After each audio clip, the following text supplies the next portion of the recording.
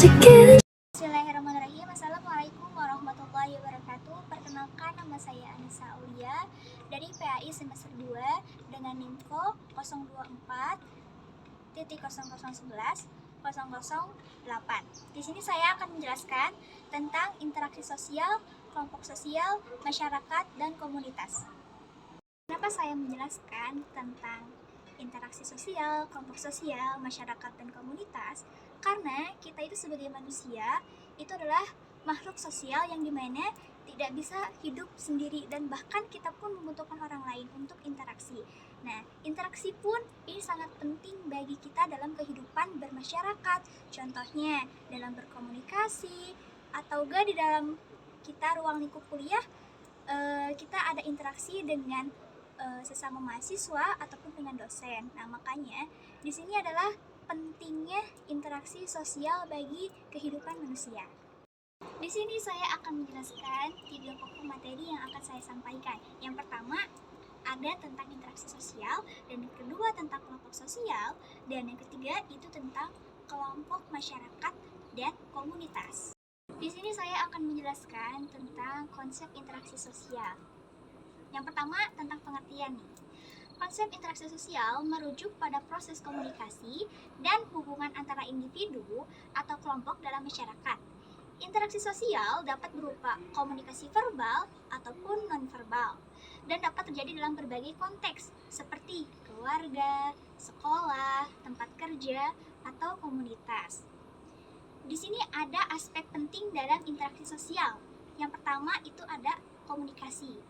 Yang tadi udah saya bicarakan di awal, kalau misalkan kita membahas tentang interaksi sosial, berarti kita membahas juga tentang komunikasi antar manusia.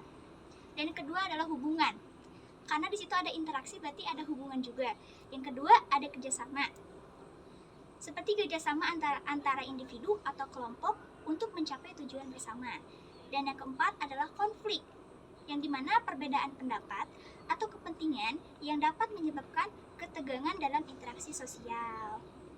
Dan interaksi sosial pun ada dampak negatif dan dampak positifnya. Itu antara lain, yang pertama meningkatkan kesadaran sosial dan empati. Yang kedua membangun hubungan yang kuat dan harmonis. Yang ketiga meningkatkan kerjasama dan produktivitas. Dan yang keempat adalah menyebabkan konflik dan ketegangan. Nah, di sini pun ada faktor-faktornya seperti norma sosial. Contohnya itu adalah aturan dan harapan yang berlaku di masyarakat. Yang kita lihat sekarang ini, kita kuliah itu ada aturan di perkuliahan. Nah, itu termasuk dari interaksi sosial. Dan ada nilai-nilai, yaitu prinsip-prinsip yang dianut oleh individu atau kelompok. Dan yang terakhir ada budaya. Apa itu budaya? Yaitu pola perilaku dan kepercayaan yang unik pada suatu kelompok atau masyarakat. Dan inilah yang tadi saya jelaskan adalah konsep interaksi sosial. Dan materi yang kedua yaitu tentang konsep kelompok sosial. Apa itu konsep kelompok sosial?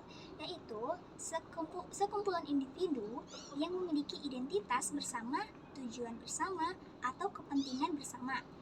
Kelompok sosial dapat berupa, yang pertama ada kelompok primer. Apa itu kelompok primer? Itu contohnya seperti keluarga atau teman-teman. Dan ada kelompok sekunder. Apa itu kelompok sekunder? Itu contohnya seperti organisasi. Dan yang ketiga ada kelompok referensi. Itu contohnya seperti kelompok sosial atau komunitas online. Nah, di sini ada ciri-ciri kelompok sosial.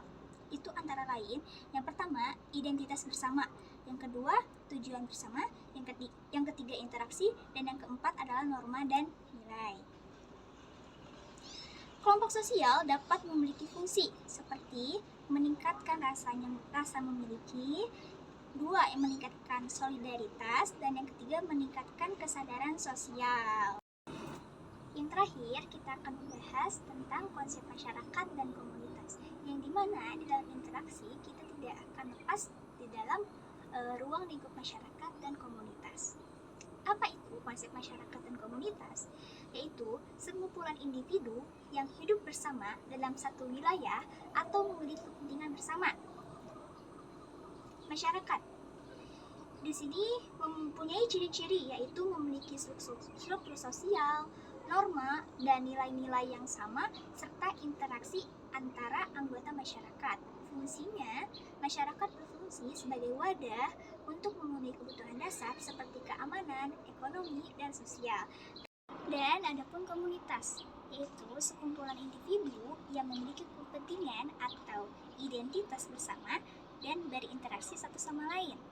Ciri-cirinya yaitu memiliki identitas bersama, kepentingan bersama, dan interaksi antara anggota komunitas. Fungsinya yaitu sebagai wadah untuk membangun hubungan sosial, memenuhi kebutuhan emosional, dan meningkatkan kesadaran sosial. Dan di sini ada perbedaan antara masyarakat dan komunitas, yaitu yang pertama adalah wilayah. Masyarakat biasanya terkait dengan wilayah geografis, sedangkan komunitas dapat ada dalam berbagai bentuk dan tidak terbatas pada wilayah geografis. Jadi yang kedua adalah identitas. Apa itu? Masyarakat memiliki identitas yang lebih luas dan kompleks, sedangkan komunitas memiliki identitas yang lebih spesifik dan terkait dengan kepentingan atau nilai-nilai bersama.